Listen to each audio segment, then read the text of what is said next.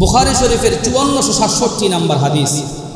قال رسول الله صلى الله عليه وسلم عن أبي موسى رضي الله تعالى عنه أنه قال ولد لي غلام فأتيت به النبي صلى الله عليه وسلم فسمى إبراهيم فحنكه بتمرة ودعا له بالبركة।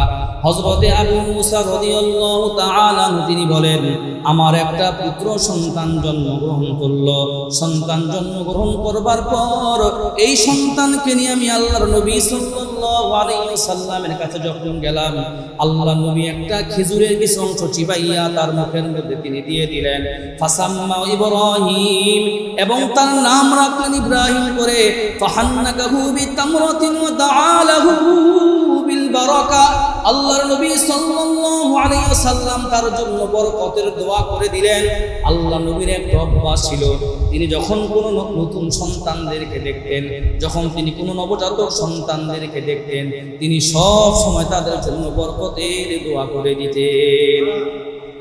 বরকতের দোয়া করা এটা হলো 2 নাম্বার কাজ। তাহলে 1 নাম্বার কাজ হলো কানে আজান দেওয়া, 2 নাম্বার কাজ হলো তাহনিক করা। তাহনিকটা কিন্তু বলছি কিভাবে তাহনিক করা হয়। তো 3 নাম্বার কাজ, ওই যে বললাম ফেসবুকে ছবি তুলা ছাইরা দেওয়া, এটা সেটা করা না, এটা কাজ না। 3 নাম্বার কাজ হলো এই সন্তানের জন্য বরকতের দোয়া করা। আবু দাউদ শরীফের 5106 নাম্বার হাদিস। আম্মাজান আয়েশা সিদ্দিকা রাদিয়াল্লাহু তাআলা আনহা তিনি বলেন, রাসূলুল্লাহ সাল্লাল্লাহু আলাইহি ওয়াসাল্লামের কাছে যখন কোনো নবজাতক সন্তানকে নিয়ে আসা হইতো, রাসূল ওই সন্তানটার জন্য বরকতের দোয়া করে দিতেন। তাহলে একটা সন্তান আপনার কাছে আনছে, আপনার নাতি হোক, ভাতিজা হোক, যাই হোক, আপনি তার কোলের মধ্যে নিয়ে বাংলায় বলেন, আল্লাহ তাকে আপনি বরকত দিয়েন, আল্লাহ তাকে আপনি বিদ্যা বুদ্ধিতে বহুগুণে বাড়ায় দিন, এরকম একটা দোয়া করা। ওই চাঁদের মতো দেখা যায়, চানের মতন দেখা যায়, এর মতো দেখা যায়, দাদার মতন দেখা যায়, দাদির মতন দেখা যায় না, এগুলা না। অমুক তমুক না বইলা তারে এই কথা বলেন, আল্লাহ তারে আপনি বরকত দিয়ে ভরপুর করে দিয়ে। দলিল আম্মাজান আয়েশা সিদ্দিকা বলেন, عن عائشة رضي الله تعالى عنها قالت كان رسول الله صلى الله عليه وسلم يؤتى بالصبيان فيدعو لهم بالبركة। আম্মাজান আয়েশা সিদ্দিকা রাদিয়াল্লাহু তাআলা আনহা বলেন, আল্লাহর নবী সাল্লাল্লাহু আলাইহি ওয়াসাল্লামের কাছে যখন কোনো নবজাতক সন্তানকে নিয়ে আসা হইতো, আল্লাহর নবী ওই সন্তানটার জন্য বরকতের তিনি দোয়া করে দিতেন। একজন বড় আলেম আইয়ুব আস-সুখতিয়ানি তিনি বলেন, আমার কাছে যখন কোনো নবজাতক কোনো সন্তানকে নিয়ে আসা হইতো, আমি ওই সন্তানের জন্য দোয়া করে দিতাম। আমি বলতাম, জাআলাল্লাহু মুবারাকাতান আলাইকা ওয়া আলা উম্মতি মুহাম্মাদিন সাল্লাল্লাহু আলাইহি ওয়াসাল্লাম। তিনি যখন কোনো নবজাতক তিনি স্বাগত জানাইতেন, তিনি বলতেন, জাআলাল্লাহু মুবারাকাতান আলাইকা ওয়া আলা উম্মতি মুহাম্মাদিন সাল্লাল্লাহু আলাইহি ওয়াসাল্লাম। আল্লাহ তাআলা এই নবজাতক সন্তানটাকে বরকত দান করুন। জাআলাল্লাহু মুবারাকাতান আলাইকা ওয়া আলা উম্মতি মুহাম্মাদিন সাল্লাল্লাহু আলাইহি ওয়াসাল্লাম। আল্লাহ তাআলা এই নবজাতক সন্তানটাকে গোটা উম্মতে মুহাম্মদের জন্য বরকতের কারণ বানিয়ে দিন। এরকম করা একজন পিতামাতার দায়িত্ব। তাহলে 3 নাম্বার দায়িত্ব হলো, আমরা যারা নবজাতককে যারা দেখতে যাই, এটা আমাদের দায়িত্ব। নবজাতক হয়েছে, আপনার কাছে ফোন আসছে, অমুক হয়েছে, অমুক হয়েছে, গেছেন, যাইয়া তার কোলের মধ্যে নিয়ে তার জন্য বরকতের দোয়া করো। মনে থাকবে তো ইনশাআল্লাহ ভাই। 4 নাম্বার আকিকা করা। নাসাই শরীফের 4220 নাম্বার হাদিস। এই আকিকার বিষয়ে বলতে গেলে একটা বিষয় বলতে হয়। আমরা অনেক মানুষ মনে করি আকিকার বস্তু মনে হয় বাবা খেতে পারে না, মা খেতে পারে না, দাদা দাদিয়ারা খেতে পারে না। এটা ভুল। আকিকার খাবারটাকে সুন্নত একটা খাবার, হালাল খাবার। এটা তার মান্যতের কোনো বস্তু না। বাপ মা কেন খেতে পারবে না? বাবা খেতে পারবে, মা খেতে পারবে, দাদা দাদি না, সবাই এই আকিকার বস্তু খেতে পারে। কথার কথা একটা সন্তান একটু দেরি করে আকিকা করছেন, ও বড় হওয়ার পর যদি আকিকা করেন, আকিকার বস্তুর জোর ওর মুখের মধ্যে দিয়ে দিয়ে। সুন্নত একটা খাবার। নাসাই শরীফের 4220 নাম্বার হাদিস। قال رسول الله صلى الله عليه وسلم كل غلام رهين بعقيقته تذبح عنه يوم سابعه ويحلق رأسه ويسمى। আল্লাহর নবী সাল্লাল্লাহু আলাইহি ওয়াসাল্লাম বলেন, প্রত্যেকটা নবজাতক সন্তান আকিকার সাথে আবদ্ধ থাকে। কুল্লু গুলামিন রহিম বিআকিকাতিহি, প্রত্যেকটা নবজাতক সন্তান আকিকার সাথে আবদ্ধ থাকে। তুযবাহু আনহু ইয়াওমা সাবিহি ওয়া ইউহলাকু রাসুহু ওয়া ইউসাম্মা। ও দুনিয়ার মানুষেরা, তোমরা এই নবজাতকের পক্ষ থেকে সপ্তম দিনে একটা তোমরা জবাই করে দাও। সম্ভব হলে ছেলে হলে 2টা খাসি, মেয়ে হলে 1টা খাসি, অথবা সম্ভব হইলে আরো বড় কিছু যদি দিতে পারো সেটা তোমরা দাও। এরপরে আল্লাহ নবী বললেন, ওয়া ইউসাম্মা ওয়া ইউহলাকু রাসুহু ওয়া ইউসাম্মা, তার মাথা মুন্ডন করে দাও এবং তার সুন্দর একটা নাম রাখো। তাহলে কি করবেন? তার মাথা মুন্ডন, চুল কাটা এবং মাথা মুন্ডন করবার পর আরেকটা কাজ আছে, একটু পরে বলতেছি, তার নাম রাখা, ভালো সুন্দর একটা নাম রাখা। তাহলে প্রত্যেকটা সন্তান এটা পিতামাতার কাছে পাওনা যে বাবা আপনি আপনার তৌফিক থাকলে আপনি আমার জন্য আকিকা করেন। তিরমিজি শরীফের 1519 নম্বর হাদিস, হযরত হাসান রাদিয়াল্লাহু তাআলা আনহু জন্মগ্রহণ করার পর রাসূল ফাতেমাতুজ জোহরা রাদিয়াল্লাহু তাআলা আনহাকে বললেন, ইয়া ফাতিমাতু ইহলিকি রাসাহু ওয়া তাসাদ্দাকি বিজানাতি শারিহি ফিযদাতান। ও ফাতেমা, তুমি হাসানের মাথা মুন্ডন করে দাও এবং মাথা মুন্ডন করবার পর যে চুলগুলো আছে এই চুলগুলো একটা রূপার সাথে ওজন করে তুমি সদকা করে দাও। এই যে সন্তান জন্মগ্রহণ করার পর, এটা কিন্তু আপনার বাপ মার দায়িত্ব, কিন্তু দাদা দাদির দায়িত্ব। সন্তান জন্মগ্রহণ করছে, সপ্তম দিনে তার মাথা মুন্ডন করবার পর এই মাথার চুলগুলো আপনি রোদে শুকাইবেন। রোদে শুকানোর পর এই চুলগুলো স্বর্ণকার দোকানের মধ্যে দিয়া এক পাল্লায় রূপা আরেক পাল্লায় চুলগুলো দিবেন। দেখবেন কি পরিমাণ ওজন হয়, হয়তো 350 টাকা অথবা 400 টাকা হবে। রাসূল বলেন, ওয়াতাসাদ্দাকি বিজানাতি শারিহি ফিযদাতান। ও ফাতেমা, তুমি হাসানের মাথার চুল পরিমাণ কিছু টাকা পয়সা আল্লাহর রাস্তায় সদকা করে দাও। সুবহানাল্লাহ বলবেন না? তাহলে একটা নবজাতক সন্তান জন্মগ্রহণ করবার পর আপনার কাছে এটা পাওনা, ওই ফেসবুকে ছবি তোলা এটা পাওনা না। আরেকটা দলিল শুনেন, আল জামিউস সগীর কিতাবের 5681 নম্বর হাদিস, ক্বালা রাসূলুল্লাহ সাল্লাল্লাহু আলাইহি ওয়াসাল্লাম, আল্লাহ আকিকাতু তুযবাহু লি70 আও লি14 আও লি21।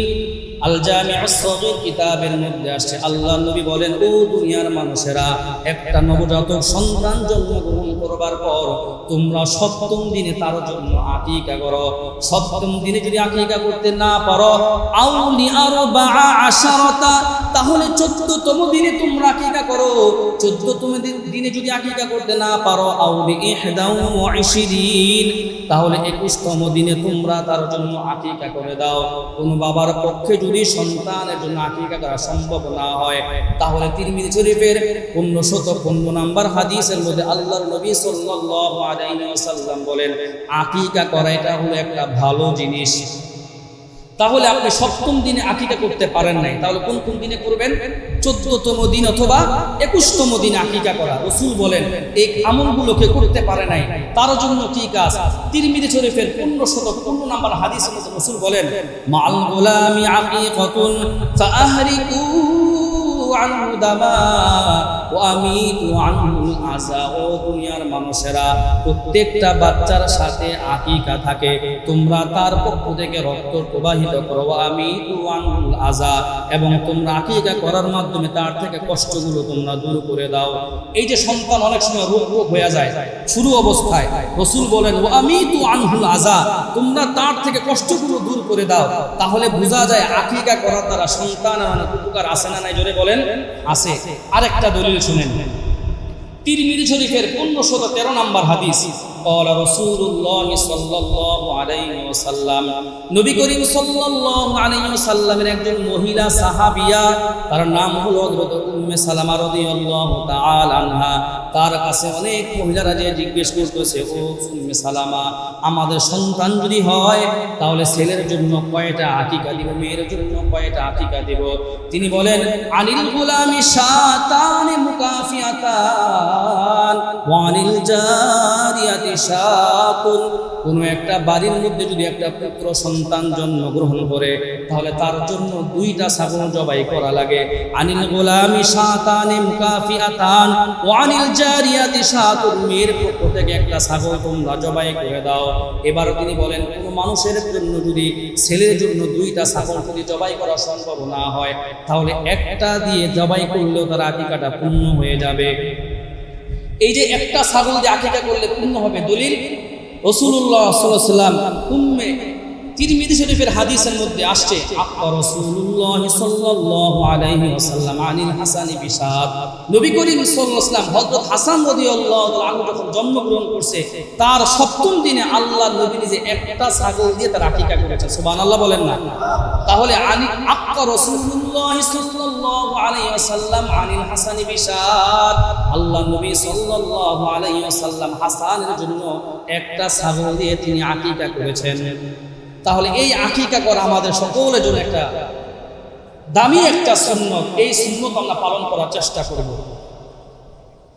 5 নাম্বার কথা, 1 নাম্বার বললাম কানে আজান দেওয়া, 2 নাম্বার হলো তাহমিদ করানো, 3 নাম্বার হলো বরকতের দোয়া করা, 4 নাম্বার হলো আকিকা করা। আকিকার যে বিষয়গুলো হাদিসগুলো বললাম তিরমিজি শরীফের 1513, 1514, 15, 16, 17, 18, 19 সমস্ত হাদিসগুলো আসছে আকিকার ব্যাপারে। সন্তানের উপর পিতা মাতার 12টি হক, বলেন কয়টি হক? 12টি হক। একটা সন্তান তার বাবা মার কাছে 12টি জিনিস পাওনা। তাহলে আজকে আমাদের আলোচনার মূল বিষয় হলো সন্তানের প্রতি পিতা মাতার 12টি হক। এই 12টি হক আলোচনা করার আগে 2টি আলোচনা করব। এটা হলো সন্তান দুনিয়াতে আসার আগে আবার 2টা হক আছে। সন্তান দুনিয়াতে এখন আসে নাই, আসার আগে এই সন্তানটা তার বাবা মার কাছে কি চায়। বুখারী শরীফের 5090 নম্বর হাদিস, রাসূলুল্লাহ সাল্লাল্লাহু আলাইহি ওয়াসাল্লাম ইরশাদ করেন, তোমরা 4টি গুণ দেখে একটা মেয়েকে বিবাহ করবা। অর্থাৎ একটা সন্তান তার বাবার কাছে চায়, বাবা আপনি যাকে মা বানাবেন আমার জন্য, আপনি আমার মাকে 4টা গুণ দেখে বিবাহ করবেন। গুণগুলো কি? ক্বালা রাসূলুল্লাহ সাল্লাল্লাহু আলাইহি ওয়াসাল্লাম তুনকাহুল মারআতু লিআরবা'in লিমালিহা ওয়া লিজামালিহা ওয়া লিহাসাবিহা ওয়া লিদীনিহা ফাযফার বিযাতিদ্দীন। নবী করিম সাল্লাল্লাহু আলাইহি ওয়াসাল্লাম ইরশাদ করেন, একটা মেয়েকে বিবাহ করা হবে 4টি গুণ দেখে। 1 নম্বরে গুণ হলো তুনকাহুল মারআতু লিআরবা'in লিমালিহা, তার ধন সম্পদ দেখে তাকে বিবাহ করা হবে। এখন এই ধন সম্পদের কথা শুনলে এই জন্য মনে হয় আমরা যৌতুক চাই। যৌতুক চাওয়া কি ভালো না খারাপ? হারাম, হারাম। যৌতুক চাওয়া যাবে না। রাসূলের নির্দেশ হলো তুমি তোমার সমতা বজায় রেখে, উফু মিল রেখে তুমি বিবাহ করা। সম্পদ এটা কেমন, এটা পরে শুনবো আমরা। 1 নাম্বার বললেন রাসূল সম্পদ দেখে, তুনকাহুল মারআতু লিআরবা'in লিমালিহা ওয়া লিজামালিহা। 2 নাম্বার হলো মেয়েকে বিবাহ করা হবে তার সৌন্দর্যতা দেখে। 3 নাম্বার হলো ওলি হাসাবিহা, তার বংশ দেখে, তার বংশটা কেমন বংশ, এই মেয়ের বংশের মানুষগুলো কেমন, এটা দেখা হবে। 4 নম্বরে আল্লাহর নবী বলেন যদি 3টা গুণ কোনো মেয়ের মধ্যে তুমি না পাও তাহলে 4 নাম্বার হলো ওয়ালিদিনিহা, তুমি তার দিনদারিতা মেয়েটা কেমন দেখা যায়, মেয়েটা নামাজ পড়ে কিনা, মেয়েটা কোরআন শরীফ পড়তে পারে কিনা, মেয়েটা পর্দা করে কিনা, এরকম একটা গুণ দেখে তুমি মেয়েকে বিবাহ করো। আল্লাহর নবী সাল্লাল্লাহু আলাইহি ওয়াসাল্লাম বলেন, ও দুনিয়ার মানুষেরা তোমরা 4 নাম্বারটাকে বেশি অগ্রগণ্য করবা, অর্থাৎ মেয়েটার দিনদারিতা দেখে তুমি বিবাহ করবা। ফাযফার বিযাতিদ্দীন তারিবাত ইয়াদাক। আর যদি তোমরা এই দিনদারিতাকে যদি তোমরা অগ্রগণ্য না করো, দিনদারিতাকে যদি প্রাধান্য না দাও, তাহলে তোমার হাতটা যেন ধুলায় দূষিত হয়। 4টা গুণ দেখতে বলবো, ধন সম্পদ দেখো, সৌন্দর্যতা দেখো, বংশ দেখো, দিনদারিতা দেখো। তাহলে অগ্রগণ্য কোনটা? দিনদারিতা। এই জন্য বিবাহ যখন যুবক ভাইরা করতে যাবে দেখবে সে কোরআন পড়তে পারে কিনা, নামাজ পড়তে পারে কিনা। এখন তো এগুলোর দিকে খেয়াল কম রেখে টিকটক পারে কিনা, ভালো গায়িকা কিনা, নাচতে পারে কিনা এগুলো দেখা হয়, নাউজুবিল্লাহ। এগুলো দেখা যাবে না, রসুলের হাদিস। এরপরে রসুল কি বলেন দেখেন, মুসলিম শরীফের 3535 নম্বর হাদিস, ক্বালা রাসূলুল্লাহ সাল্লাল্লাহু আলাইহি ওয়াসাল্লাম আদ-দুনিয়া মাতাউ খায়রু মাতা'id দুনিয়া আল-মারআতুস সালিহা। নবী সাল্লাল্লাহু আলাইহি ওয়াসাল্লাম ইরশাদ করেন, গোটা দুনিয়াটা হলো ভোগের জায়গা। গোটা দুনিয়ার মধ্যে সবচাইতে উত্তম সামগ্রী ধরা হয়, সবচাইতে দামি জিনিস যদি কাউকে ধরা হয়, তাহলে সেটা হলো একজন নেককারিনী নারী।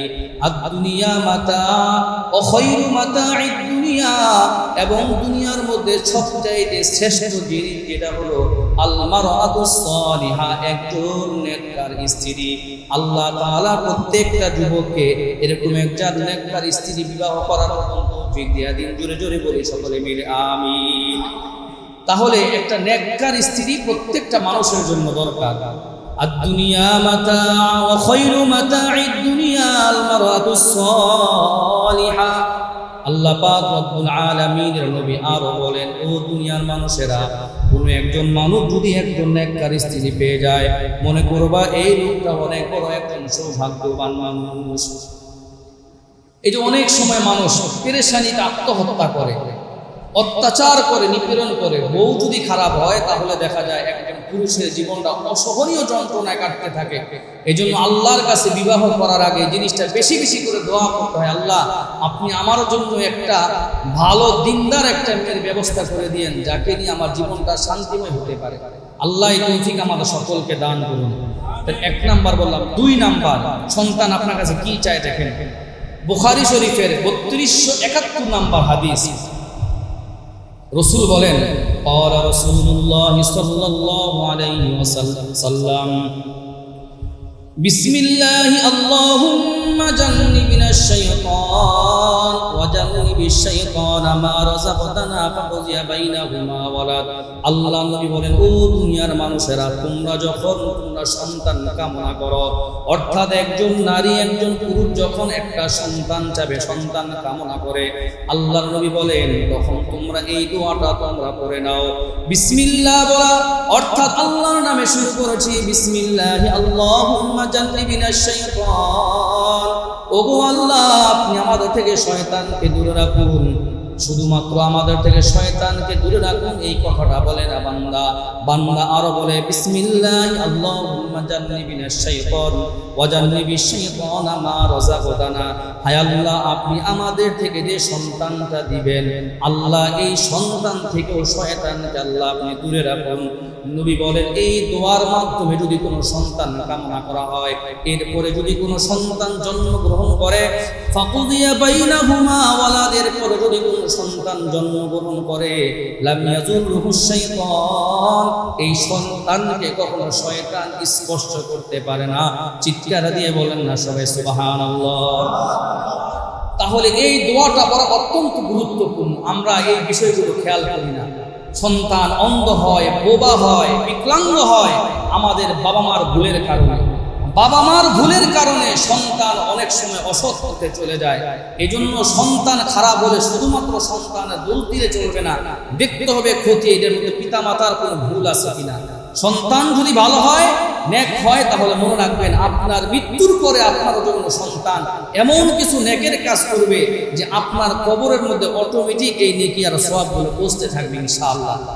তাহলে বিবাহের আগে 2টা বললাম, একটা হলো ভালো মেয়ে দেখে বিবাহ করা, সন্তান চাওয়ার আগে এই দোয়াটা পড়া। এবার শুনবো, সন্তান দুনিয়াতে আসছে মনে করেন, একজন সন্তান দুনিয়াতে আসার পর এবার 12টি হক, মনোযোগ দিয়ে একটা একটা করে আমরা শুনবো। 1 নাম্বার হলো ফেসবুকে একটা ছবি তুলে ছাইরা দেওয়া, মনে হয় এটা নাকি না। এই যে দেখেন আমরা কত মারাত্মক একটা ভুল করি। সন্তান একটা দুনিয়াতে আসছে, এখনো পর্যন্ত ওটি রুমের মধ্যে বাচ্চাটা আছে, ওই বিছন থেকে ছবি তুলছে, এখনো পর্যন্ত মায়ের থেকে সন্তানকে আলাদা করে নাই, শরীরের মধ্যে রক্ত লাগা, এখনো পর্যন্ত সন্তানটাকে আলাদা করা হয় নাই।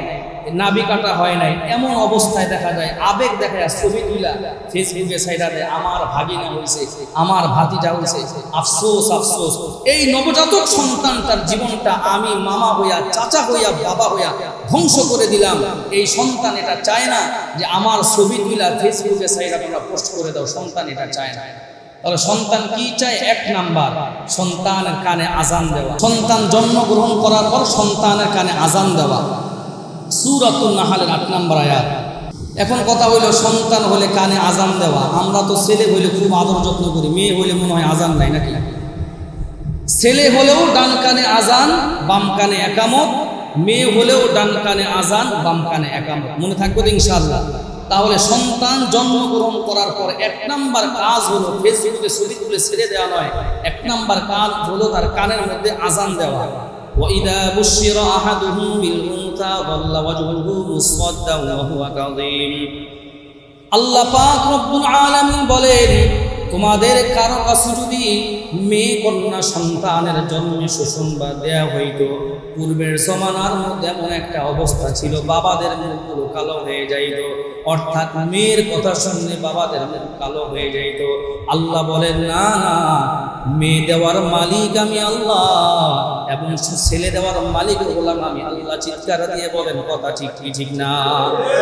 তাহলে মেয়ে দেওয়ার মালিকও আল্লাহ, ছেলে দেওয়ার মালিকও আল্লাহ, মুখ কালো করা যাবে না।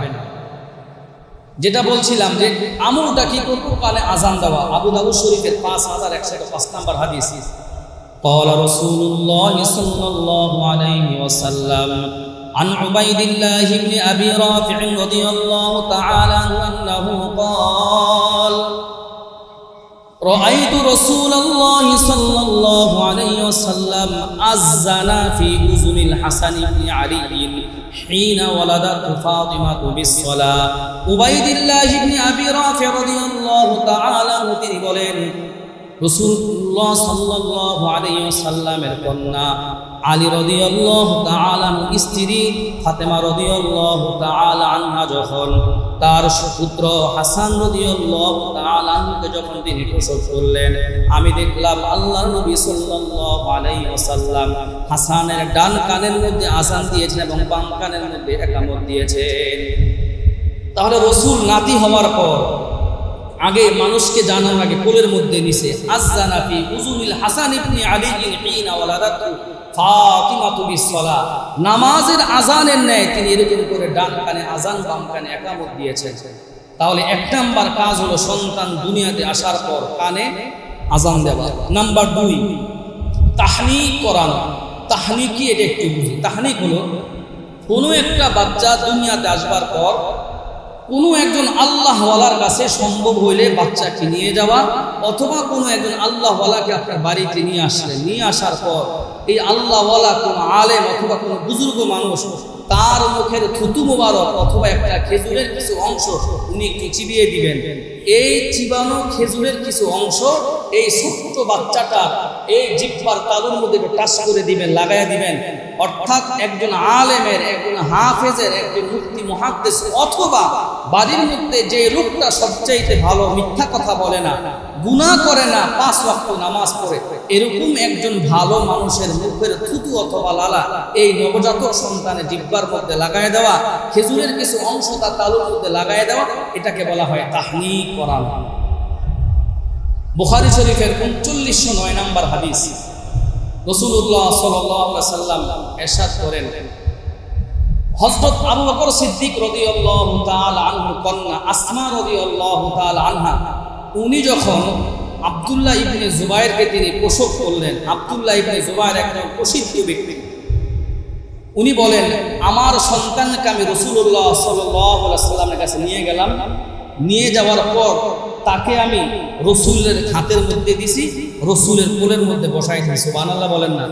এটা কত বড় একটা সৌভাগ্য। বিশ্ব নবীর কোলের মধ্যে বসায় দিছে, রসুলের কোলে বসায় দেওয়ার পর রসুল বললেন যাও একটু খেজুর নিয়ে আসো। খেজুর আনার পর রসুল একটু চিবাইয়া দিলেন, আর এই চিবানোর কিছু অংশ এই আব্দুল্লাহ বিন জুবায়েরের মুখের মধ্যে দিয়ে দিয়েছিলেন। আন আসমা আন্নাহা হামালাত বিআব্দুল্লাহ ইবনে জুবায়ের রাদিয়াল্লাহু তাআলা, হযরতে আসমা রাদিয়াল্লাহু তাআলা আনহা তিনি বলেন আমি যখন আব্দুল্লাহ বিন জুবাইরকে প্রসব করলাম, কদ খরজতু আনা মুতিম্মুন, আমি আব্দুল্লাহ বিন জুবাইর যখন আমার পেটের মধ্যে আসতো, এমন অবস্থায় আমি মক্কা থেকে হিজরত করে আমি মদিনার মধ্যে আমি চলে গেলাম। কদ খরজতু আনা মুতিম্মুন, আমি মক্কা থেকে হিজরত করে মদিনার দিকে চলে গেলাম এমন অবস্থায় যে আমি আসন্ন সন্তান প্রসবা। ফাতাইতুল মাদিনা ফানাযালতু বিকুবা,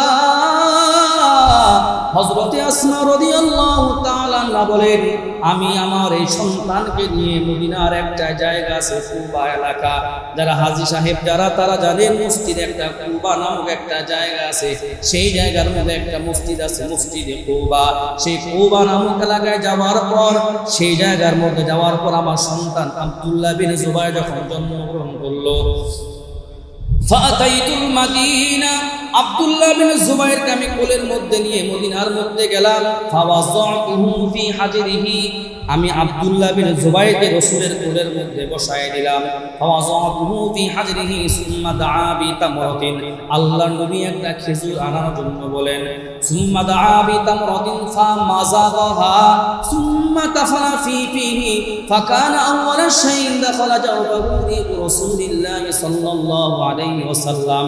হযরত আসমা রাদিয়াল্লাহু তাআলা আনহা বলেন, খেজুর আনার পর আল্লাহর নবী খেজুরটা চিবাইয়া আব্দুল্লাহ বিন জুবাইরের মুখের মধ্যে তিনি দিয়ে দিলেন। আর তিনি বলেন, আব্দুল্লাহর পেটের মধ্যে দুনিয়ার কোনো খাবার, দুনিয়ার কোনো কিছু সর্বাগ্রে ঢুকে নাই, সর্বপ্রথম তার মুখের মধ্যে যে খাদ্যটা ঢুকেছে সেটা হলো প্রিয় নবী সাল্লাল্লাহু আলাইহি ওয়াসাল্লামের লালা মুবারক। কত বড় একটা সৌভাগ্যবান সন্তান, কোনো কিছু ঢুকে নাই। আরে আমরা তো এখন সন্তানকে ল্যাকটোজেন খাওয়াই দিই, এটা সেটা খাওয়াই দিই না। আপনার সন্তানটা জন্মগ্রহণ করার পর আপনার দায়িত্ব হলো ভালো কোনো একজন আলেমের মাধ্যমে তার মুখের মধ্যে খাবারটা দিয়ে দেওয়া। এই আব্দুল্লাহ বিন জুবাইর কেন ঐতিহাসিক, এটা একটু মনোযোগ দিয়ে শুনে। মুসলমানরা যখন মক্কা থেকে হিজরত করে মদিনার মধ্যে গেল, তখন কারো কোনো সন্তানাদি হয় না দীর্ঘদিন পর্যন্ত। আরে কি ব্যাপার, মুসলমানরা মদিনার মধ্যে আসছে কিন্তু কোনো মুসলমানের সন্তানাদি হয় না। এদিক দিয়ে কাফেররা বলাবলি করা শুরু করলো, এই মুসলমানগুলো আমাদের দেশের মধ্যে আইসা, এগুলো হলো কুফা, এগুলো হলো সব বদনসিব, আমরা বলি না, মানে কুফা বলে এরা আসার কারণে আমাদের এলাকার মধ্যে সন্তানাদি হচ্ছে না, বাচ্চা কাচ্চা জন্মগ্রহণ করতেছে না। তো এই আব্দুল্লাহ বিন জুবাইর রাদিয়াল্লাহু তাআলা আনহু ওই সন্তান মক্কা থেকে হিজরত করে মুসলমানরা মদিনাতে যাওয়ার পর সর্বপ্রথম যে সন্তানটা মদিনার মধ্যে জন্মগ্রহণ করেছে তিনি হলেন হযরত আব্দুল্লাহ বিন জুবাইর রাদিয়াল্লাহু তাআলা আনহু।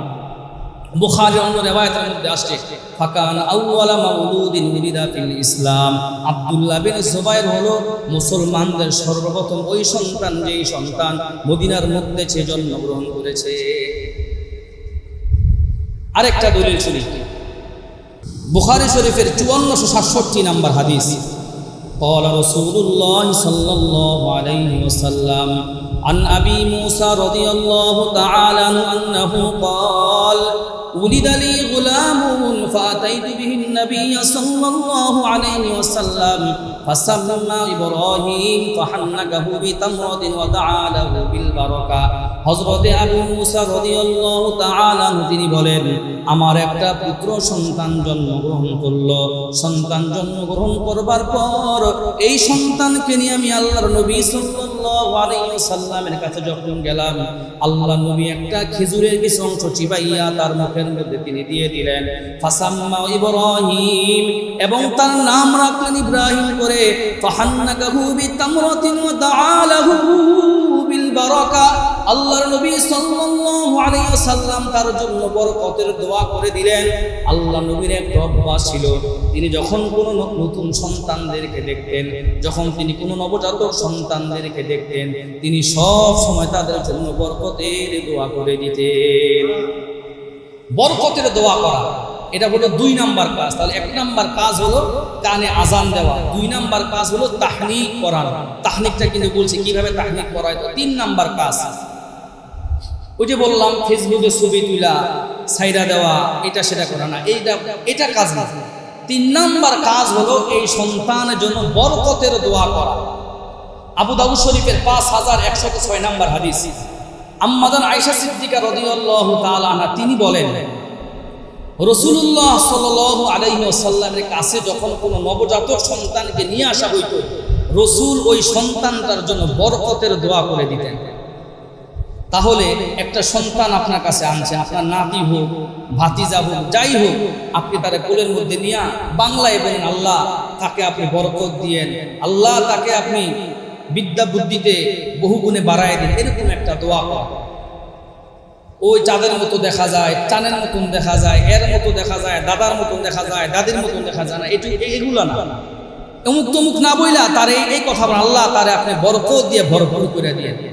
দলিল আম্মা আয়েশা সিদ্দিকা বলেন, عن عائشة رضي الله تعالى عنها قالت كان رسول الله صلى الله عليه وسلم يؤتى بالصبيان فيدعو لهم بالبركة।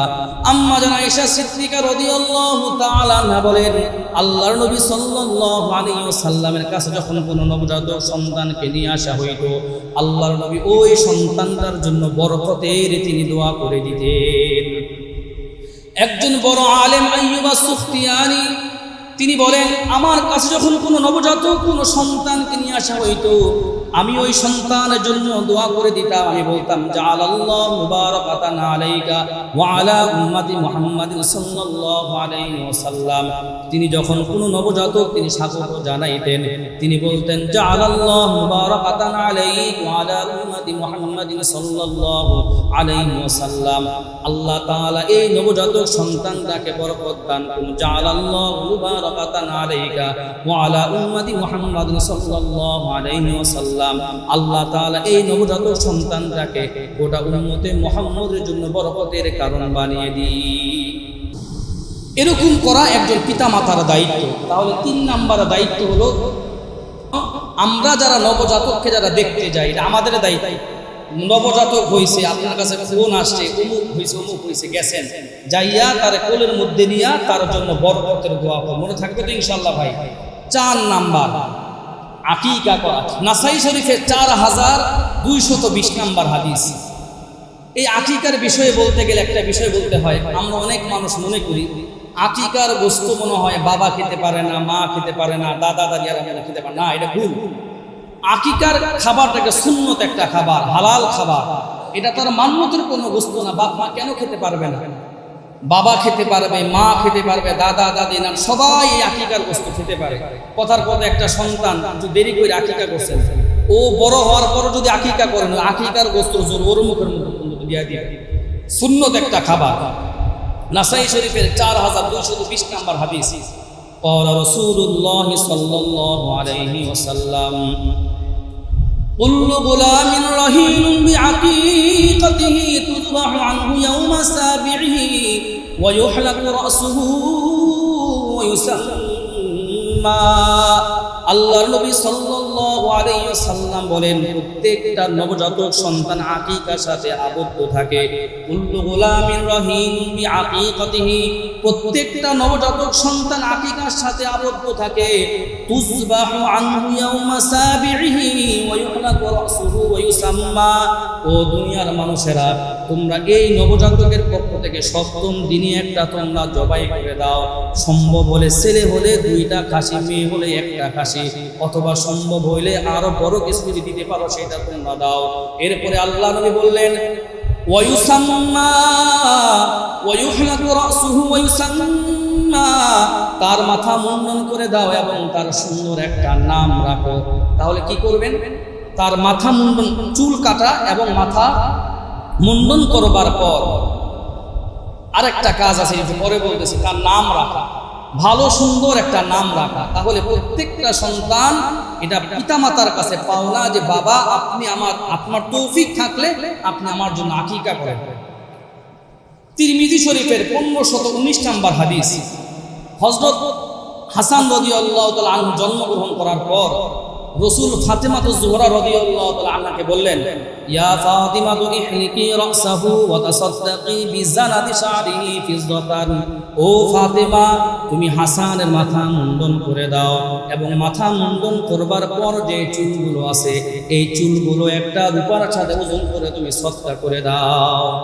এই যে সন্তান জন্মগ্রহণ করার পর, এটা কিন্তু আপনার বাপ মার দায়িত্ব, কিন্তু দাদা দাদির দায়িত্ব। সন্তান জন্মগ্রহণ করছে, সপ্তম দিনে তার মাথা মুন্ডন করবার পর এই মাথার চুলগুলো আপনি রোদে শুকাইবেন। রোদে শুকানোর পর এই চুলগুলো স্বর্ণকার দোকানের মধ্যে দিয়া এক পাল্লায় রূপা আরেক পাল্লায় চুলগুলো দিবেন। দেখবেন কি পরিমাণ ওজন হয়, হয়তো 350 টাকা অথবা 400 টাকা হবে।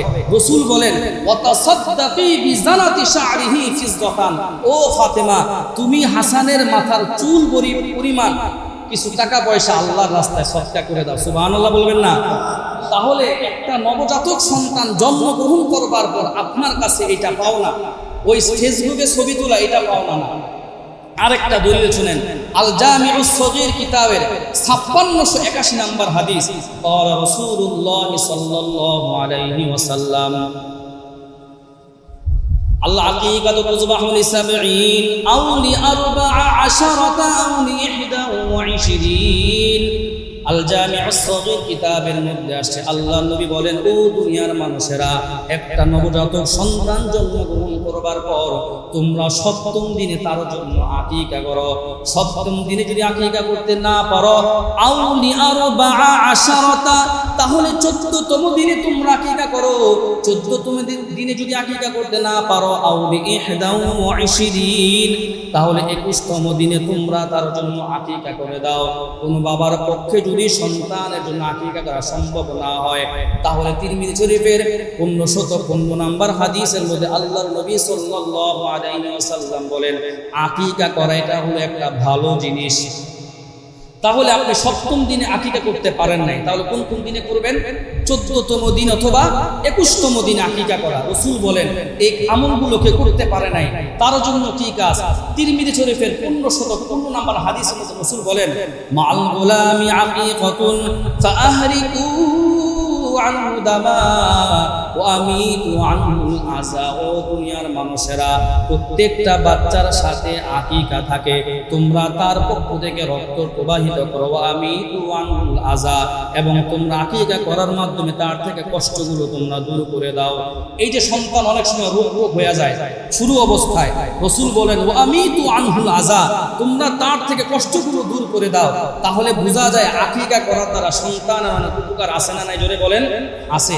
আরেকটা দলিল শুনেন, তিরমিজি শরীফের 1513 নম্বর হাদিস, ক্বালা রাসূলুল্লাহ সাল্লাল্লাহু আলাইহি ওয়াসাল্লাম, নবী করিম সাল্লাল্লাহু আলাইহি ওয়াসাল্লামের একজন মহিলা সাহাবিয়া, তার নাম হলো হযরত উম্মে সালামা রাদিয়াল্লাহু তাআলা আনহা। তার কাছে অনেক মহিলারা যে জিজ্ঞেস করতেছে, ও উম্মে সালামা, আমাদের সন্তান যদি হয় তাহলে ছেলের জন্য কয়টা আকিকা দিব, মেয়ের জন্য কয়টা আকিকা দিব? তিনি বলেন, আনিল গুলামি শাতানি মুকাফিয়াতান ওয়া আনিল জারিয়াতি শাতুন। কোন একটা বাড়ির মধ্যে যদি একটা পুত্র সন্তান জন্মগ্রহণ করে, তাহলে তার জন্য 2টা ছাগল জবাই করা লাগে। আনিল গুলামি শাতানি মুকাফিয়াতান ওয়া আনিল জারিয়াতি শাতুন, মেয়ের পক্ষ থেকে একটা ছাগল তোমরা জবাই করে দাও। এবার তিনি বলেন, কোন মানুষের জন্য যদি ছেলের জন্য 2টা ছাগল যদি জবাই করা সম্ভব না হয়, তাহলে একটা দিয়ে জবাই করলেও তার আকিকাটা পূর্ণ হয়ে যাবে। এই যে একটা ছাগল দিয়ে আকিকা করলে পূর্ণ হবে, দলিল রাসূলুল্লাহ সাল্লাল্লাহু আলাইহি ওয়াসাল্লাম উম্মে তিরমিজি শরীফের হাদিসের মধ্যে আসছে, আক্কা রাসূলুল্লাহ সাল্লাল্লাহু আলাইহি ওয়াসাল্লাম আনিল হাসানি বিশাদ।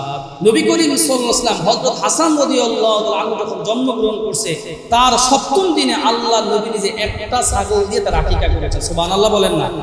তাহলে আক্কা রাসূলুল্লাহ সাল্লাল্লাহু আলাইহি ওয়াসাল্লাম আনিল হাসানি বিশাদ, আল্লাহ নবী সাল্লাল্লাহু আলাইহি ওয়াসাল্লাম হাসানের জন্য একটা ছাগল দিয়ে তিনি আকিকা করেছেন। তাহলে এই আকিকা করা আমাদের সকলের জন্য একটা দামি একটা সুন্নত। এই সুন্নত আমরা পালন করার চেষ্টা করব। 5 নাম্বার কথা, 1 নাম্বার বললাম কানে আজান দেওয়া, 2 নাম্বার হলো তাহমিদ করানো, 3 নাম্বার হলো বরকতের দোয়া করা, 4 নাম্বার হলো আকিকা করা। আকিকার যে বিষয়গুলো হাদিসগুলো বললাম, তিরমিজি শরীফের 1513, 1514, 15, 16, 17, 18, 19 সমস্ত হাদিসগুলো আসছে আকিকার ব্যাপারে। 5 নাম্বার কথা হলো সন্তানের জন্য সুন্দর একটা নাম রাখা। সন্তানের জন্য সুন্দর একটা নাম রাখা। বাইহাকি শরীফের 11 নম্বর খণ্ডের 133 নম্বর পৃষ্ঠার মধ্যে আসছে, রাসূলুল্লাহ সাল্লাল্লাহু আলাইহি ওয়াসাল্লামের সাহাবী হযরতে আব্দুল্লাহ ইবনে আব্বাস রাদিয়াল্লাহু তাআলা আনহুমা, তিনি রসুলকে যে বলেন, ওগো আল্লাহর নবী, পিতামাতার উপর সন্তানের কি হক এটা আমরা জানি, কিন্তু সন্তানের উপর পিতামাতার কি হক এটা তো আমরা জানি না। আন ইবনে আব্বাস রাদিয়াল্লাহু তাআলা আনহুমা قد علمنا حق الوالد فما حق الولد يا رسول الله। ওগো আল্লাহর নবী, একটা বাবার কি হক সন্তানের উপর এই জিনিসটা তো আমরা জানি না, কিন্তু সন্তানের কি দায়িত্ব পিতা মাতার উপরে এগুলো তো আমরা জানি। এবার আল্লাহর নবী সাল্লাল্লাহু আলাইহি ওয়াসাল্লাম বললেন, এক নম্বরে আইয়ুহসিনা ইসমাক ওয়া ইউহসিনা আদাবা।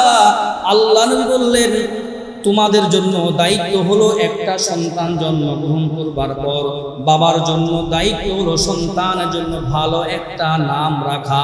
2 নাম্বার হলো সন্তানকে আদব শিক্ষা দেওয়া।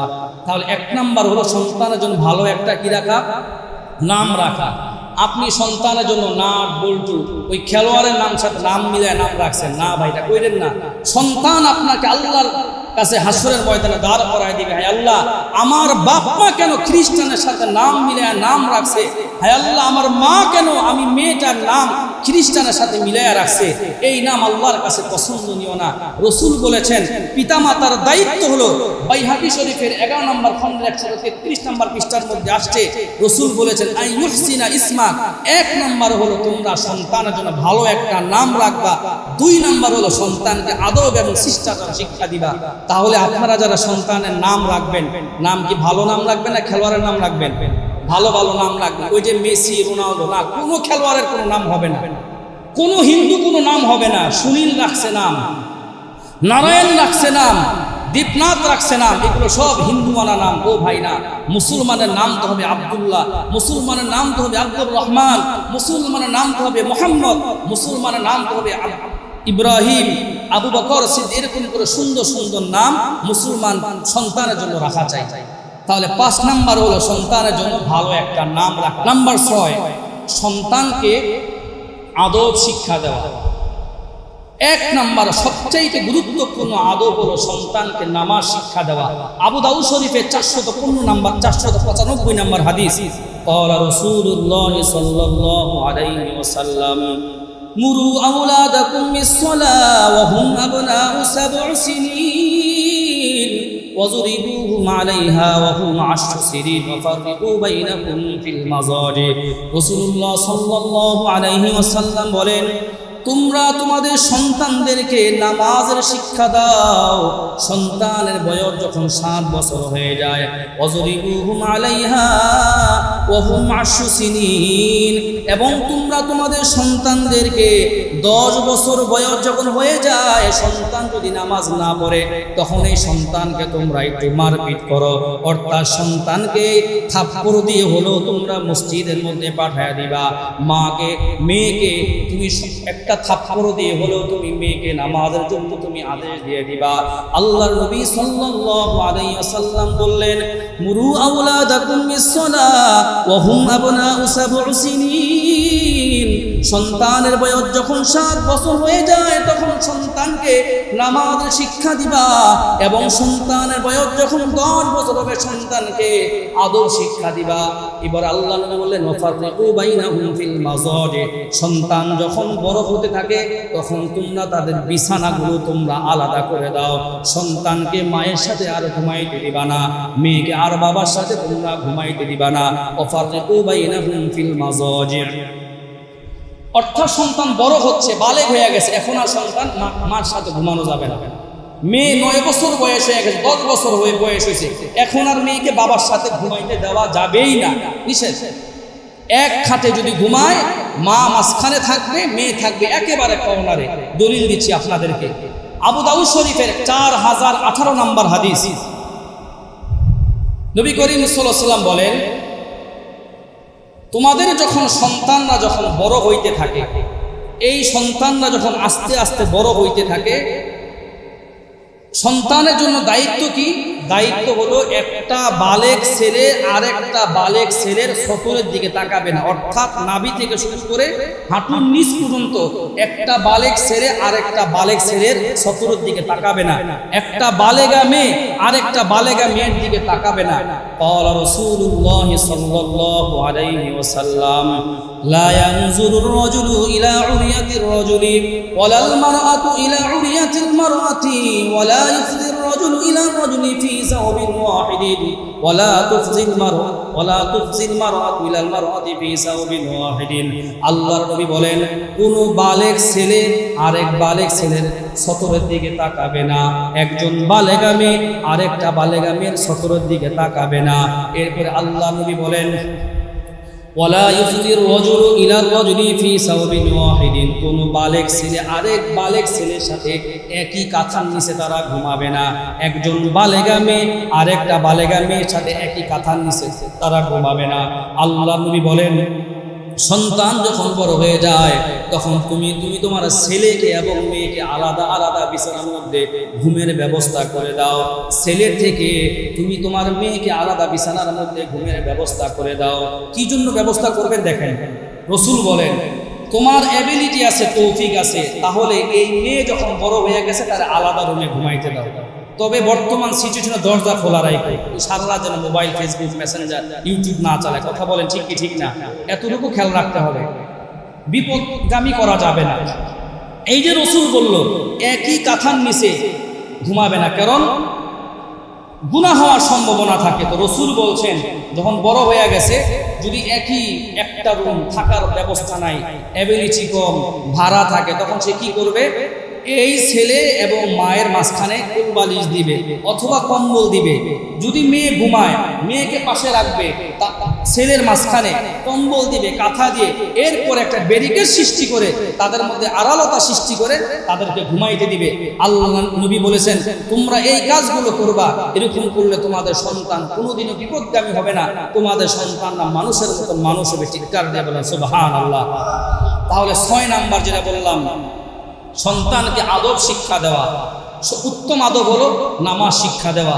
তারপরে বললাম বালেগ ছেলে বালেগের সতরের দিকে তাকাবে না, বালেগা মেয়ের সতরের দিকে তাকাবে না। মনে থাকবে তো ভাই ইনশাআল্লাহ সবার। 7 নাম্বার কথা, একত্ববাদ শিক্ষা দেওয়া। আমার সাথে বলতে হবে কি শিক্ষা দেওয়া? একত্ববাদ শিক্ষা দেওয়া, তাওহীদ শিক্ষা দেওয়া। আপনি আপনার সন্তানকে বিষয়টা শিক্ষা দিবেন, বাবা, দুনিয়ার কোনো মানুষ কোনো ভালো পৌঁছায় দিতে পারে না, দুনিয়ার কোনো মানুষ তোমার কোনো ক্ষতি করতে পারবে না, আল্লাহ যদি না চান।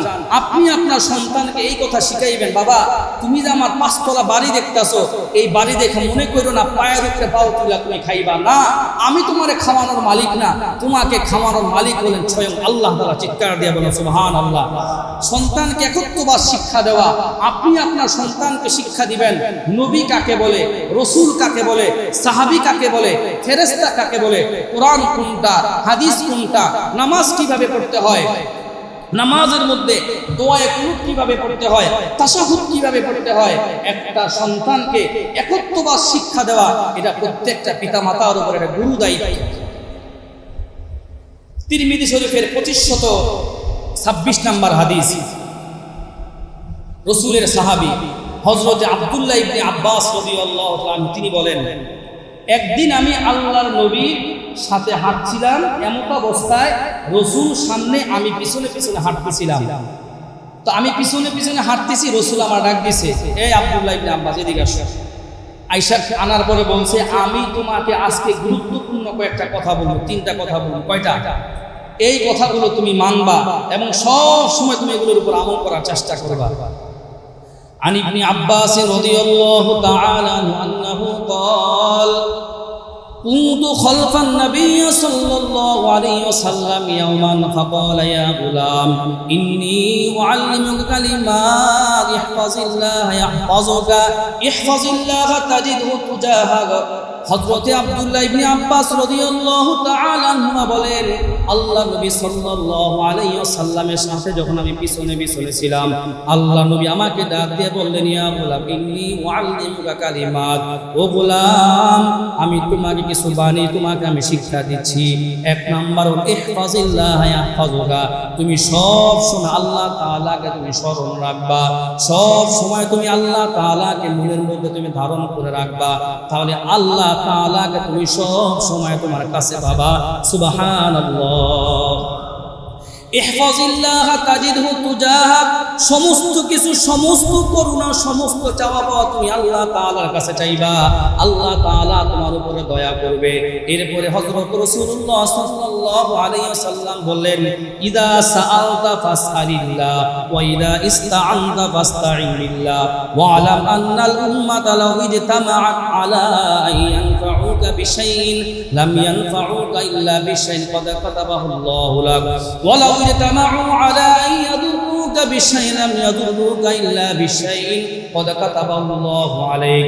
আল্লাহ নবী বললেন, ইদা সাআলতা ফাসআলিল্লাহ, যখন তোমার কোনো কিছু চাওয়ার প্রয়োজন হয় তখন তুমি আল্লাহ পাক রব্বুল আলামিনের কাছে চাইবা, যখন তোমার সাহায্যের প্রয়োজন হয় তখন তুমি আল্লাহ পাক রব্বুল আলামিনের কাছে তুমি সাহায্য চাইবা।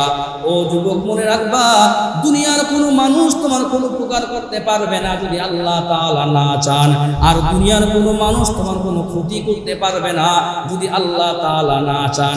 তাহলে সবাই একবার চিৎকার দিয়ে বলবেন তো, আমরা যত কিছু চাইব, জোরে বলেন কার কাছে চাইব? আরো একবার জোরে বলেন তো আল্লাহ। আরেকবার চিৎকার দিয়ে বলেন না আল্লাহ। আমরা সমস্ত কিছু চাইব আল্লাহ পাক রব্বুল আলামিনের কাছে। হযরত আব্দুল্লাহ ইবনে আব্বাস রাদিয়াল্লাহু তাআলা আনহু তিনি বললেন, ও যুবক, তোমার যত কিছু চাওয়ার প্রয়োজন হয় আল্লাহর কাছে চাইবা। আল্লাহ যদি উপকার না করে দুনিয়ার কেউ উপকার করতে পারবে না, আর আল্লাহ যদি ক্ষতি করে দুনিয়ার কেউ কোনো তোমাকে ক্ষতি করতে পারবে না। এই জন্য দেখেন না, দাওয়াত তাবলীগের মেহনতের মধ্যে একটা কথা বারবার বলে, যত কিছু হয় আল্লাহ তাআলার পক্ষ থেকে হয়। ভালোর মালিক আল্লাহ, খারাপের মালিক হলেন আল্লাহ। এই জন্য সব সময় যার কাছে চাইতে হয় তিনি হলেন আমাদের রব, রব্বি আল্লাহ। আল্লাহর কাছে চাইতে হয়। এবার শুনবো ৮ নাম্বার কথা। ৭ নাম্বার বললাম তাওহীদ, একত্ববাদ শিক্ষা দেওয়া। ৮ নাম্বারে হলো, এটা একটু মনোযোগ দিয়ে শুনবো, সন্তানের জন্য সম্পদ যখন আমরা বন্টন করব, আপনি দুনিয়ায় থাকা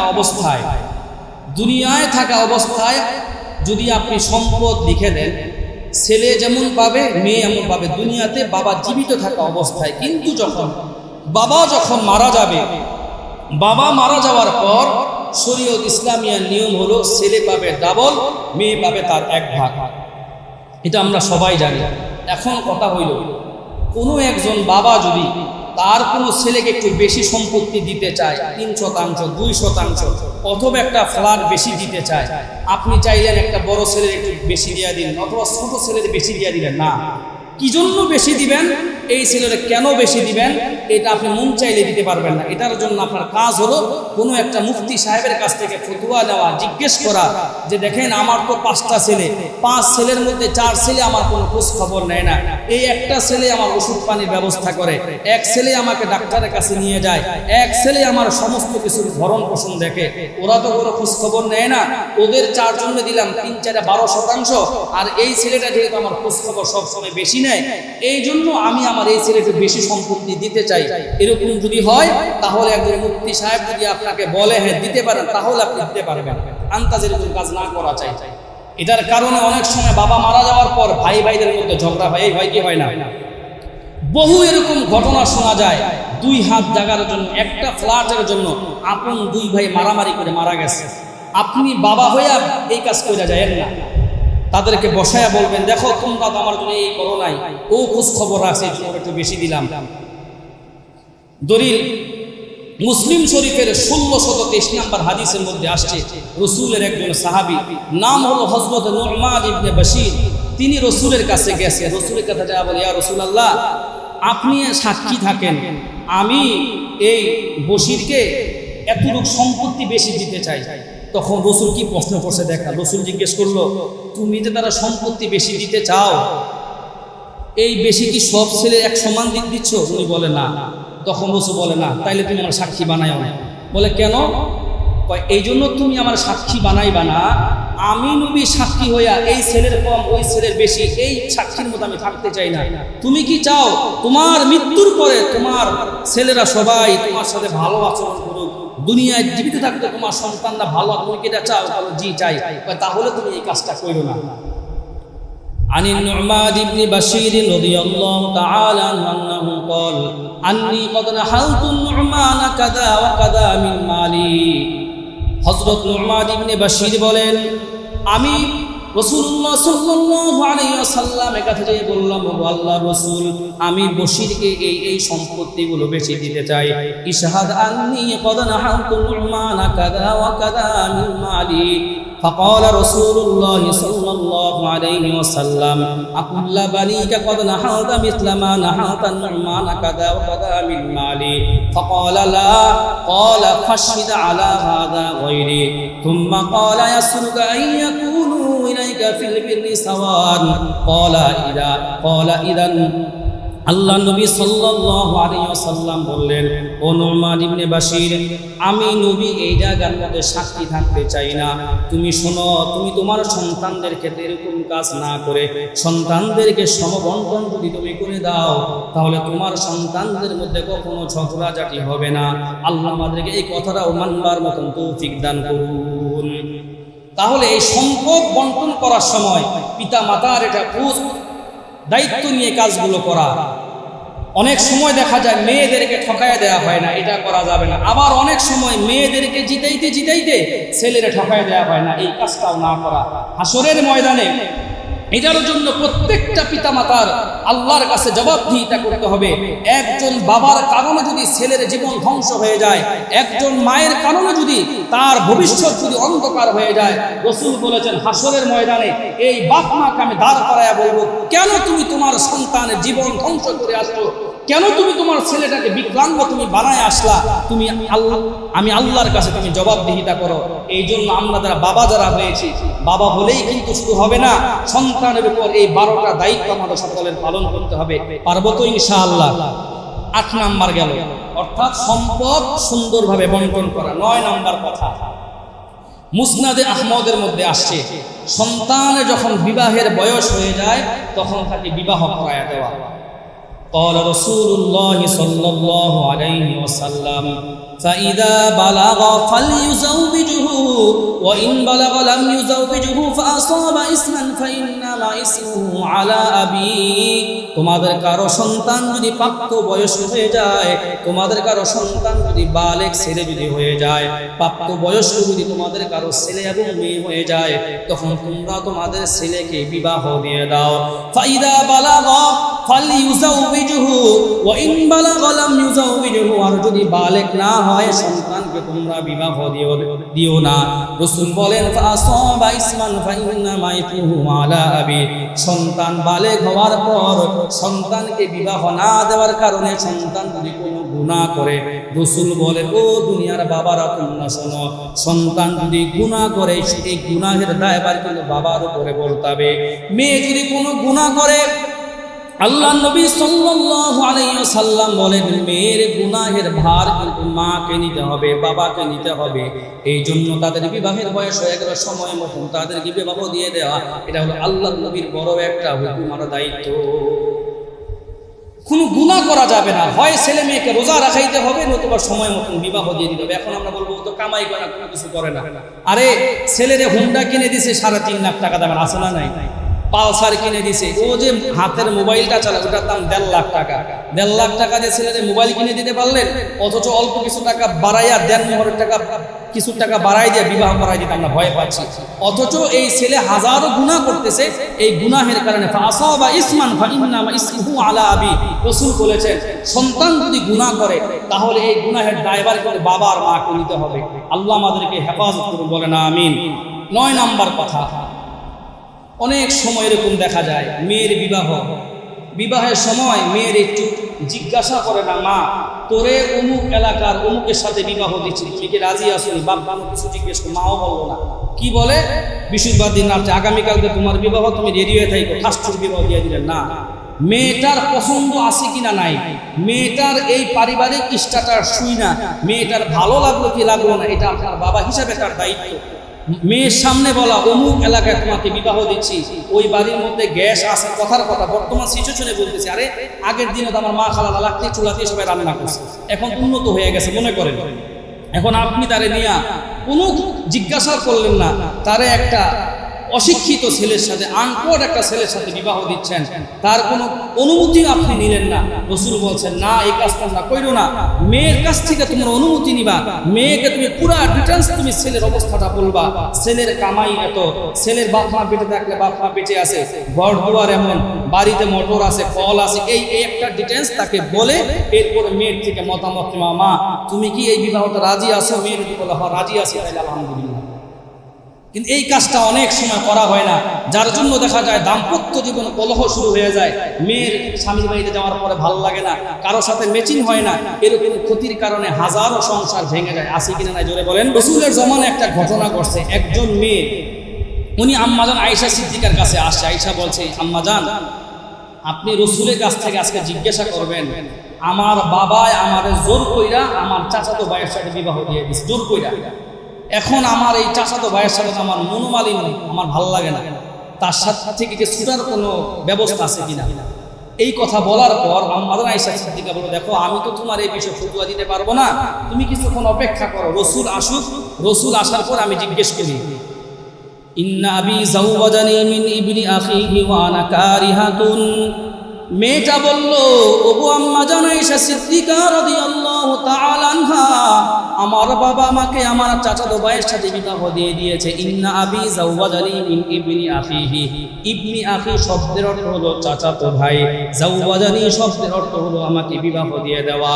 ইন্না আবি যাওয়াজানি মিন ইবনি আখিহি ওয়া আনা কারিহাতুন, অথচ এই ছেলেটার ব্যাপার আমার পছন্দ ছিল না। আম্মাজান আয়েশা সিদ্দিকা রাদিয়াল্লাহু তাআলা আনহা বলেন, ইজলিসি হাত্তা ইয়াতিয়া রাসূলুল্লাহ। ও মেয়ে তুমি এই জায়গার মধ্যে কিছুক্ষণ বসো, দেখি আল্লাহর নবী সাল্লাল্লাহু আলাইহি ওয়াসাল্লাম আসার পর কি আমাকে বলে। ইজলিসি হাত্তা ইয়াতিয়া রাসূলুল্লাহ, তুমি এই জায়গার মধ্যে কিছুক্ষণ বসো, আল্লাহ নবী আসলে আমি তোমার বিষয়টা রাসূলের কাছে বলবো। আল্লাহর রাসূল যখন আসলেন, আম্মাজান আয়েশা সিদ্দিকা রাদিয়াল্লাহু তাআলা আনহা বললেন, ওগো আল্লাহর নবী, একজন মেয়ে আসছে তার বিবাহের বিষয় জিজ্ঞেস করবার জন্য, এই সমস্যা নিয়ে মেয়েটা আসছে। এবার আল্লাহর নবী মেয়েটাকে ডাক দিয়ে বলল, ও মেয়ে শোনো, কদ আজালতু মা সানা আবি, তুমি যদি আমাকে বলো এই মুহূর্তে এই ছেলের সাথে তোমার বিবাহটা আমি ভেঙে দিতে পারি, আর যদি তুমি মনের মধ্যে কষ্ট নিয়ে এই ছেলের সাথে সংসার করে যাও সেটাও তুমি পারো। এবার এই মেয়েটা কিছুক্ষণ চুপ থাকবার পর আল্লাহ নবীকে বলতেছে, কদ আজালতু মা সানা আবি, ওগো আল্লাহর নবী, আমার বাবা যেই কাজটা করেছে এই কাজটার ব্যাপারে আমি অনুমতি দিয়ে দিলাম, তবে আপনার কাছে আমার বলার উদ্দেশ্য হলো একটা, এইটা হলো কিয়ামত পর্যন্ত দুনিয়ার সমস্ত মেয়েরা যেন বিবাহের ক্ষেত্রে যেন একটা অনুমতি যেন তারা পেয়ে যায়। অর্থাৎ একটা মেয়ের পছন্দ যেন থাকে, মেয়েকে যেন জোর জবরদস্তি করে যেন বিবাহ দিয়ে দেওয়া না হয়, মেয়ের থেকে যেন একটা অনুমতি যেন নেওয়া হয়। এই জন্য আমি আপনার কাছে প্রশ্ন করার জন্য আসছিলাম। আল্লাহ নবী বললেন, ও আমার সাহাবারা শোনো, তোমরা তোমাদের মেয়ের কাছে যখন ইজিন নিতে যাবা সমস্ত বিষয়গুলো তাকে বলবা, তারপরে যখন অনুমতি মেয়ের পক্ষ থেকে পাইবা তারপরে মেয়েকে তোমরা বিবাহ দিয়ে দিবা। আল্লাহ নবীকে মেয়েটা কথা বলবার পর বলল, ও আল্লাহর নবী, কিয়ামত পর্যন্ত সমস্ত মানুষজন এই আমলটা করে, এই জন্য আপনাকে জিজ্ঞেস করলাম। তাহলে যে আপনার অনুমতি নেওয়া জিজ্ঞেস করা, ঠাসঠুস বিবাহ দিয়ে দেয় না, এটা না করা চাই। 11 নম্বর কথা, সন্তানের ভরণ পোষণের দায়িত্ব আপনার উপরে। বলেন কার উপরে? বাবার উপরে সন্তানের ভরণ পোষণের দায়িত্ব, নানা নানির উপরে না, দাদা দাদির উপরে না, চাচা চাচির উপরে না। সন্তান হয়েছে পাঠাই দিয়েছেন নানার বাড়িতে, নানির বাড়িতে, চাচার উপরে না, এটা না। আপনি দিক দিয়ে জুয়া খেলেন, আপনি দিক দিয়ে মদ খান, আপনি দিক দিয়ে ওই IPL খেলেন, বিশ্বকাপ খেলার বাজি ধরেন, কোটি কোটি টাকা নষ্ট করে দিচ্ছেন। রাসূল বলেন সাবধান, তোমরা তোমাদের সম্পদ নষ্ট কইরো না, সম্পদ নষ্ট কইরা নিজের ছেলে মেয়েকে পরমুখাপেক্ষী তোমরা বানায়া দিও না, এই কাজ তোমরা কোনো সময় তোমরা কইরো না। রাসূলুল্লাহ সাল্লাল্লাহু আলাইহি ওয়াসাল্লাম বলেছেন, নাসাই শরীফের 1692 নম্বর হাদিসের মধ্যে আসছে, ক্বালা রাসূলুল্লাহ সাল্লাল্লাহু আলাইহি ওয়াসাল্লাম, কাফা বিল মারই ইসমান আন ইউযাইয়া মান ইয়াকুল, একজন ব্যক্তি গুনাহগার হওয়ার জন্য এতটুকুই যথেষ্ট, সে তার নিজের পরিবার পরিজনের খাদ্যযোগ্য জিনিসগুলোকে নষ্ট করে দেয়। আপনি জুয়া খেলেন, আপনি ইয়াবা খান, আপনি ফেন্সিডিল খান, গাঁজা খান, খাইয়া খাইয়া নিজের পরিবার পরিজনদেরকে আপনি দরিদ্র বানায়া দিচ্ছেন। জুয়া খেলে খেলে আপনি দরিদ্র বানায়া দিচ্ছেন। আপনার ছেলে মেয়েকে ভালো কোনো প্রতিষ্ঠানের মধ্যে পড়াশোনা করান না, আপনার ছেলে মেয়েকে আপনি ভালো কোনো স্কুলের মধ্যে পড়াশোনা করান না, তাদের টাকা পয়সার প্রয়োজন হলে নানার বাড়িতে পাঠায় দেন। আপনি আপনার বউকে জোর কইরা গার্মেন্টসের কাজের মধ্যে লাগায়া দেন, আর আপনি কাজ না কইরা বাবুর মতন শুধু রাস্তা দিয়ে হাঁটেন আর চা খান। রাসূল বলেন, না না না, এই কাজগুলো তোমরা কইরো না। রাসূল বলেন, কাফা বিল মারই ইসমান আন ইউযাইয়া মান ইয়াকুল, একজন ব্যক্তির গুনাহগার হওয়ার জন্য এতটুকুই যথেষ্ট, সে তার পরিবার পরিজনের জন্য খাদ্যগুলো সে সংকটের মধ্যে ফেলে দেয়। এটা অনেক গুরুত্বপূর্ণ একটা বিষয়, এই কাজটা না করা চাই। ও ভাই, সন্তান আপনার কাছে নিয়ামত, আপনি তাদের খাবার দাবারের মধ্যে ভেজাল বাজায় দিয়েন না, অযথা টাকা পয়সা নষ্ট করে দিয়েন না। 11 নম্বর কথা, তাহলে সন্তানের ভরণ পোষণ দায়িত্ব কার উপরে? সবাই বলেন, কার উপরে? বাবার উপরে। 11 নম্বর কথা। 12 নম্বর কথা, লাস্ট কথা, এটা সবচাইতে গুরুত্বপূর্ণ কথা, এখন এটা বলবো। রাসূল বলেছেন, 4টা দোয়া তোমরা কখনো করবা না। আমার সাথে হাত দেখায় বলতে হবে, কয়টা দোয়া বলেন? 4টা দোয়া তোমরা কখনো করবা না। ইবনে মাজাহ শরীফের, আগেরটাও হাদিস ইবনে মাজাহ শরীফের 1692, এটা হলো 1532 নম্বর হাদিস ইবনে মাজাহ শরীফের। রাসূল বলেছেন 1 নম্বরে, ক্বালা রাসূলুল্লাহ সাল্লাল্লাহু আলাইহি ওয়াসাল্লাম, লা তাদউ আলা আনফুসিকুম ওয়ালা তাদউ আলা আওলাদিকুম ওয়ালা তাদউ আলা আমওয়ালিকুম ওয়ালা তাদউ আলা খাদামিকুম। আল্লাহ নবী সাল্লাল্লাহু আলাইহি ওয়াসাল্লাম বলেছেন, ও দুনিয়ার মানুষেরা, তোমরা কখনো 4টা দোয়া তোমরা করবা না। এটা দোয়া মানে বদদোয়া, তোমরা কখনো করবা না। আল্লাহ নবী বললেন, ও দুনিয়ার মানুষ, 1 নাম্বার হলো তুমি তোমার নিজের সম্পদের ব্যাপারে বদদোয়া করবা না। অর্থাৎ তোমার ব্যবসা প্রতিষ্ঠা করতে যে হঠাৎ করে তোমার ব্যবসার মধ্যে কিছু লস হয়ে গেছে, তুমি আল্লাহর কাছে বলল, আল্লাহ আমার সমস্ত টাকা পয়সাগুলো আপনি কি জন্য নিলেন না, ব্যবসার মধ্যে আপনি গজব ফালাইয়া দেন, এরকম শব্দ তুমি কোনোদিন বলবা না। 1 নম্বরে হলো নিজের সম্পদ ধ্বংস হয়ে যাক, এরকম দোয়া তোমরা কেউ কখনো করবা না। নবী বললেন, লা তাদউ আলা আনফুসিকুম ওয়ালা তাদউ আলা আওলাদিকুম, তোমরা কখনো তোমাদের সন্তানদের ব্যাপারে বদদোয়া দিবা না। সন্তান তোমার সাথে একটু বেয়াদবি করছে, তুমি বললা গাড়ির নিচে পইরা তুই মরস না কেন, তোর উপরে আল্লাহ গজব ফেলে না কেন, তোর উপর আসমানের ঠাডা পড়ে না কেন? আছে না নাই বলেন? রাগের মাথায় ছেলেরে বদদোয়া দিতেছে, আল্লাহ তোর গাড়ির নিচে ফেলে মারুক, কত মানুষ মরে যায়, তোরে আল্লাহ দেখে না, তোরে আল্লাহ গজব দেয় না। এই যে দেখেন, বাবা মা যদি কোনো সন্তানকে বদদোয়া দেয়, হাদিসের মধ্যে আসছে, এই ছেলের কামাই রুজির মধ্যে বরকত হয় না, এই ছেলে দিনের দিয়ে শুধু তলারির মধ্যে পড়ে যায়। এটার জন্য একজন বাপ মা দায়ী থাকবে। কি জন্য একজন বাপ মা তার সন্তানের জন্য বদদোয়া করলো না? বাপ মা কোনোদিন তার সন্তানকে বদদোয়া করতে পারবে না। বুঝে আসছে তো ভাইরা? তাহলে 1 নম্বর হলো নিজের সম্পদ ধ্বংস হয়ে যাক এরকম বদদোয়া না করা। 2 নম্বর হলো সন্তানের জন্য বদদোয়া না করা। 3 নম্বরে হলো ওয়ালা তাদউ আলা খাদামিকুম, নিজের খাদেমদের ব্যাপারে বদদোয়া না করা। নিজের খাদেম বলতে দোকানের স্টাফদের ব্যাপারে বদদোয়া না করা। মনে করেন দোকানের মধ্যে হঠাৎ কোনো ভুলবশত স্টাফে 5,000 টাকার মাল বেচা কাস্টমারের কাছ থেকে নিচে 4,000 টাকা ভুলে 1,000 টাকা নিতে পারে না। আপনি দোকানের মধ্যে ক্যাশ মেলে দেখেন কিরে শর্টকে, এখন আর বদদোয়া দেওয়া শুরু করছেন, আল্লাহ তোরে গজব দেখ, আল্লাহ তোরে বোবা বানায় দেখ, আল্লাহ তোরে লুলা বানায় দেখ, আজকে বাইক দিনে তুই যাই পৌঁছাইতে না পারলে আল্লাহ তোরে গাড়ির নিচে ফেলে মেরে দেখ। এই যে আপনি মালিক হইয়া কি করতেছেন, নিজের খাদেমরে অধীনস্থদেরকে বদদোয়া দিচ্ছেন, এরকমটা না করা চাই। 4 নম্বরে হলো নিজের উপর নিজে বদদোয়া দেওয়া। নিজের উপর লা তাদউ আলা আনফুসিকুম ওয়া লা তাদউ আলা আওলাদিকুম ওয়া লা তাদউ আলা খাদামিকুম ওয়া লা তাদউ আলা আমওয়ালিকুম। নিজের উপর নিজে বদদোয়া কি অসুস্থ অনেকদিন যাবত ভালো হয় না, আর খালি আল্লাহর কাছে দোয়া করে, আল্লাহ কত মানুষের তুমি নিলে, আমার চোখে দেখো না আল্লাহ, আমার তুমি নিতে পারো না, এই যে নিজের নিজে বদদোয়া দিচ্ছি। রসুল বলেছেন 4টা বদদোয়া কখনো করবা না, অর্থাৎ সম্পদের উপর বদদোয়া দিবা না, ছেলে মেয়েকে বদদোয়া দিবা না, খাদেমদেরকে বদদোয়া দিবা না, নিজের উপর নিজে বদদোয়া দিবা না। তাহলে যে কথাগুলো আজকে আমরা শুনলাম, সন্তানের উপর পিতা মাতার, সবাই বলেন কয়টা হক? সবাই বলেন কয়টা হক? 12টা হক। সবসময় তো বাপ মার ওয়াজ শুনেন, আজকে একটু ছেলে মেয়ের ওয়াজ শুনলেন। সন্তানের উপর পিতা মাতার 12টা হক। বিবাহের আগে বলেছিলাম 2টা দলিল দিয়েছিলাম, একটা হলো ভালো মেয়ে দেখে বিবাহ করা, 2 নম্বরে বলেছিলাম সন্তান কামনা করার আগে স্বামী স্ত্রী উভয় একটা দোয়া করা। এরপরে সন্তান দুনিয়াতে আসার পর বলেছিলাম 12টা। 1 নম্বরে বলেছিলাম কানে হলো আজান দেওয়া, বুখারী শরীফের 5090 নম্বর হাদিস যে দলিল দিয়েছিলাম। 2 নম্বরে বলেছিলাম তাহনিক করানো, মুসলিম শরীফের 3909 নম্বর হাদিস যে দলিল দিয়েছিলাম। এরপরে বলেছিলাম 3 নম্বরে সন্তানের জন্য বরকতের দোয়া করা, আবু দাউদ শরীফের 5106 নম্বর হাদিস। 4 নম্বরে বলেছিলাম আকিকা করা, নাসাই শরীফের 4220 নম্বর হাদিস। 5 নম্বরে বলেছিলাম সন্তানের জন্য সুন্দর একটা নাম রাখা। 6 নম্বরে বলেছিলাম সন্তানকে তরবিয়ত শিক্ষা দেওয়া। 7 নম্বরে বলেছিলাম সন্তানকে আদব শিষ্টাচার শিক্ষা দেওয়া। 8 নম্বর হলো সম্পদ যখন বন্টন করবেন সমবন্টন করবেন। 9 নম্বর হলো সন্তানের বিবাহের বয়স হলে বিবাহ দিয়ে দেওয়া। 10 নম্বর হলো মেয়েকে বিবাহ দেওয়ার সময় মেয়ের থেকে অনুমতি নেওয়া।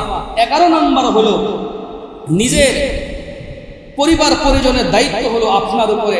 12 নম্বর হলো নিজের সন্তান নিজের উপরে, সম্পদের উপরে, খাদেমদের উপরে কোনো বদদোয়া না দেওয়া। যেই কথাগুলো আজকে আলোচনা করলাম, আল্লাহ আমাদের সকলকে কোরআন হাদিসের দলিল ভিত্তিক যে আলোচনাগুলো করেছি, এগুলো আমাকে আপনাকে আমাদের সকলকে স্মরণ রাখবার তৌফিক দান করুন। আমিন।